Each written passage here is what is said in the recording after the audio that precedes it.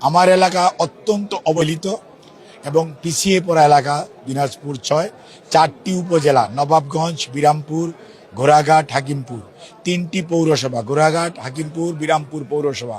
অর্থাৎ এখানে ১৬.৫ লক্ষ মানুষ বাস করে এবং ৫,৫৭,০০০ ভোটার।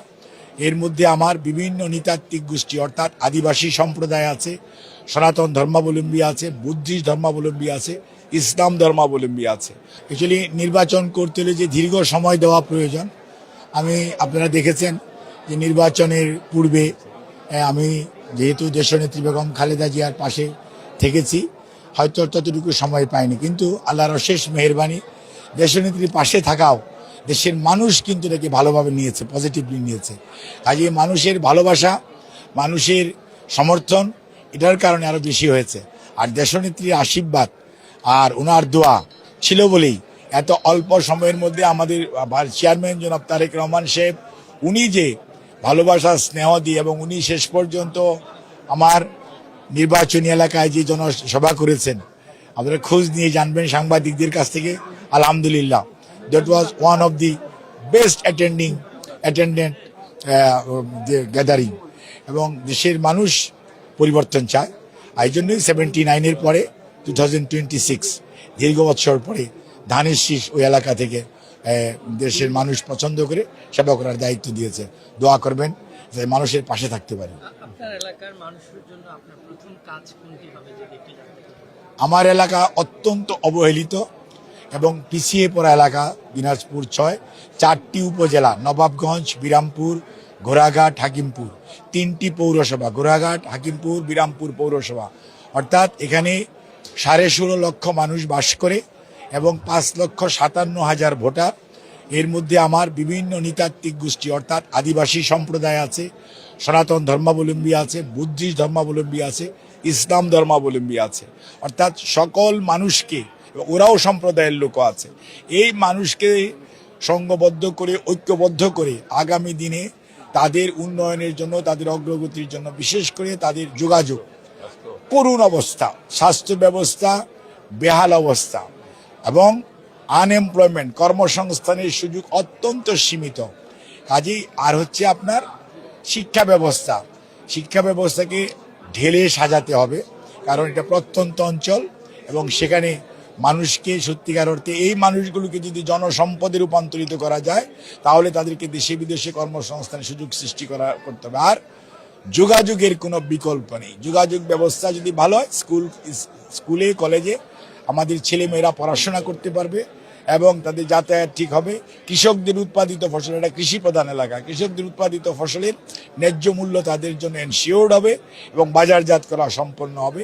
আর হাকিমপুর একটা হিলি পোর্ট আছে, একটা স্থলবন্দর, সেই পোর্টটাকে আধুনিকায়ন করে যদি আন্তর্জাতিক মানের করা যায়, তাহলে সেখানে অর্থনৈতিক কর্মকাণ্ড বৃদ্ধি পাবে।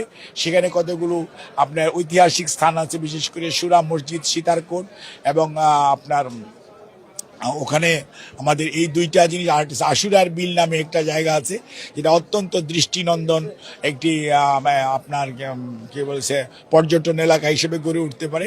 এবং সেখানে যদি আমরা সত্যিকার অর্থে করতোয়া এবং আপনার ছোট যমুনা, এই নদীর এর খাল এবং নদীটি এবং নদীর শাখা প্রশাখায় যদি আমরা পুনর্খনন করতে পারি, সারফেস ওয়াটার ইউজ বাড়বে। সারফেস ওয়াটার ইউজ বাড়লে তাহলে ওখানকার যে ভবিষ্যতে যে আপনার মরুভূমি হওয়ার যে সম্ভাবনা, গ্রাউন্ড ওয়াটার বেশি ইউজ করে, সেটা কমে যাবে। কাজে আমাদেরকে অনেক কাজ করতে হবে ওই এলাকার উন্নয়নের জন্য। ওই এলাকাকে এখন পর্যন্ত বাংলাদেশের অন্যান্য এলাকায় যে সমস্ত কর্মকাণ্ড হয়েছে সেটা করতে হবে।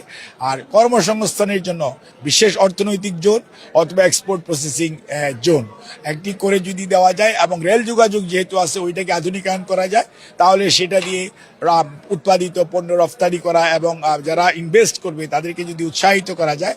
এবং পাওয়ার সেক্টর, যেহেতু ওখানে প্রচুর কয়লা আছে, পাওয়ার এবং কি বলতেছে আপনার কয়লা আছে, কাজে কয়লা নির্ভর পাওয়ার সেক্টর যদি সেখানে এরকমভাবে করা হয় যাতে পরিবেশেরও কোনো ক্ষতি হবে না, এবং সেটা দিয়ে পাওয়ার অর্থাৎ এনার্জি যদি এনশিওর করা যায় 24 আওয়ার্স, আমার ধারণা দিনাজপুরের ওই প্রত্যন্ত অঞ্চল এক সময় আধুনিক হবে এবং সেখানকার মানুষের অর্থনৈতিক স্বাচ্ছন্দ্য ফিরত আসবে। ধন্যবাদ। আমি একটা বিষয় যদি একটু জানতে চাই, মন্ত্রী পরিষদে একটা গুঞ্জন শুনছি আপনার নাম বের হয়েছে এবং স্বাস্থ্যমন্ত্রী হিসেবে আপনার একটা গুঞ্জন আমরা শুনতে পাচ্ছি। আমরা জানি গত 17 বছরের স্বাস্থ্যের অবস্থা খুবই খারাপ, ভঙ্গুর অবস্থা। সে জায়গায় আপনি যদি এই দায়িত্বটি পান, দায়িত্বের জায়গাটা থেকে স্বাস্থ্য ক্ষেত্রে কীভাবে ঢেলে সাজানো আমরা যেটা শুনতে পাচ্ছি। আমি মন্ত্রী পরিষদের ব্যাপারে মন্তব্য করতে চাই না, তবে একজন চিকিৎসক হিসাবে যেটি বলতে চাই, হ্যাঁ, আমি একদম গ্রাসরুট লেভেল থেকে অর্থাৎ ইউনিয়ন পর্যায় থেকে একদম সর্বোচ্চ পর্যায় পর্যন্ত আল্লাহর অশেষ মেহেরবানিতে সরকারি কাজ চাকুরি যখন কাজ করেছি, এবং চিকিৎসক শুধু নয়, চিকিৎসক সহ অন্যান্য স্বাস্থ্যকর্মী এবং মেডিকেল শিক্ষা এটার সর্বোচ্চ পর্যায় পর্যন্ত আমি দায়িত্ব পালন করেছি, নির্বাচিত ডিন হিসাবে, কলেজ অফ ফিজিশিয়ানসের সেক্রেটারি হিসাবে এবং চিকিৎসকদের প্রতিনিধি হিসাবে Bangladesh medical association, doctors association of Bangladesh এবং সার্ক মেডিকেল অ্যাসোসিয়েশন দায়িত্ব পালন করেছি। কাজেই স্বাস্থ্য ব্যবস্থার করুণ অবস্থা যেটা আপনারা বলছেন বা যেটা বিগত সময়ে করা হয়েছে, সেটাকে যদি সত্যিকার অর্থে অ্যাড্রেস করতে হয় তাহলে সেটার জন্য অনেক কাজ করার প্রয়োজন আছে।